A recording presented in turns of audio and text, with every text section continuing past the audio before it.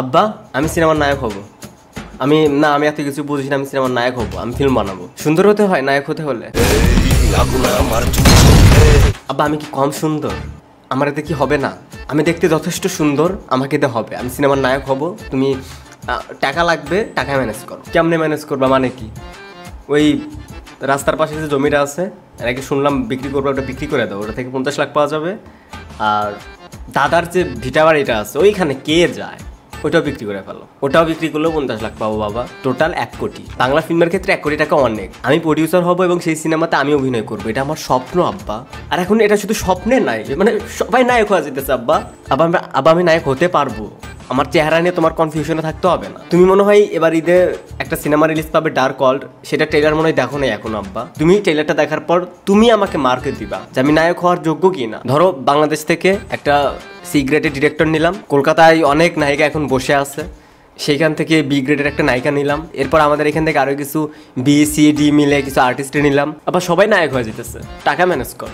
Request. Hello আমি আরিয়ান, এখন কথা বলবো একটা সিনেমা ট্রেলার নিয়ে, যেটা একটু আগে ড্রপ করেছে এবং এই সিনেমাটা রিলিজ পাবে এবার ঈদুল আজহা।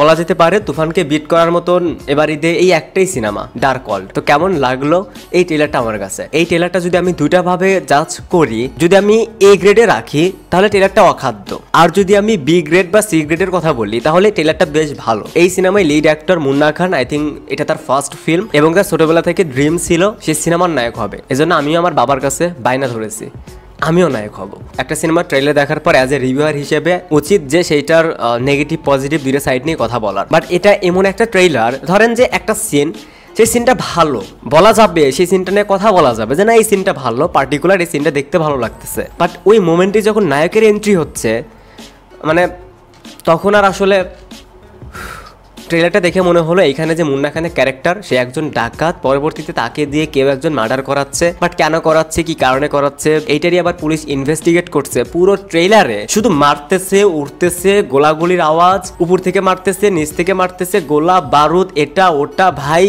আর এই ধরনের ফিল্মে তো মিশা আঙ্কেল খুবই কমন। শুধু মিস করলাম কাজী হায়াত স্যারকে। তবে একজনকে দেখে আমার খুবই ভালো লাগলো, মনে হলো যে এতদিন পর তার সাথে পারফেক্ট একটা কাস্টিং রয়েছে। হ্যাঁ ধরতে পারছেন আমি কৌশানের কথাই বলছি। তার সাথে মুন্না খানের কেমিস্ট্রি দারুণ মানিয়েছে তাদেরকে। এই ট্রেলারে বললাম না যে কিছু কিছু সিন হয়তো ভালো বলা যায়, সেই সিনগুলো হচ্ছে মুন্না খানের সাথে কৌশানীর কেমিস্ট্রিটা। যখন মুন্না খান কেমিস্ট্রিকে বলছে, সরি কৌশানীকে বলছে যে আমাকে ভয় পাবার কোনো কারণ নেই, এরপর মাথায় হাত দিয়ে দেখছে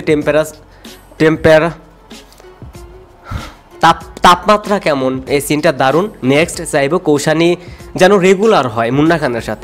আমি রিসেন্ট টাইমে মুন্না খানের একটা ইন্টারভিউ দেখলাম, সে আরো কয়েকটা সিনেমা বানাবে, ইভেন একটা সিনেমার কাজও চলতেছে। আপাতত আমি মন থেকে চাই সেই সিনেমাগুলোতে কৌশানীকেও রাখা হোক। দারুণ জুটি, দারুণ। শুনেন একটা সিরিয়াস কথা বলি, আপনার স্বপ্ন ছিল আপনি নায়ক হবেন, এটা স্বপ্ন পর্যন্ত রাখা উচিত ছিল। পর্দায় যখন একজন 200-300 টাকা টিকিট কেটে সিনেমাটা দেখবে, তখন অবশ্যই আপনাকে দেখবে, লিড অ্যাক্টরকে দেখবে। তাকে যদি স্ক্রিনে দেখতে ভালো না লাগে, যেহেতু এটা একটা বাণিজ্যিক ফিল্ম, সো এই ধরনের ফিল্মের ক্ষেত্রে নায়কের স্ট্রাকচার, নায়কের ফিটনেস, হিরোইজম ব্যাপারটা এগুলো যদি না থাকে তাহলে কেন আপনাকে হিরো হতে হবে? যদি এরকমটা হতো যে হ্যাঁ ঠিক আছে আপনার অভিনয়টা খুবই ভালো, ট্রেলার দেখে যদি মনে হতো যে পারফরমেন্স দারুণ হবে, মেকিংটা ভালো ফিল্মের, পরেও না হয় একটা আশা থাকতো। বাট ট্রেলার বললামই তো বি গ্রেড সি গ্রেড হিসেবে ঠিক আছে, এবং এই ফিল্মের ডিরেক্টর মোস্তাফিজুর রহমান মানিক। যাই হোক, এরপরে বেস্ট অফ লাক। আবার টাকা কি ম্যানেজ হয়েছে?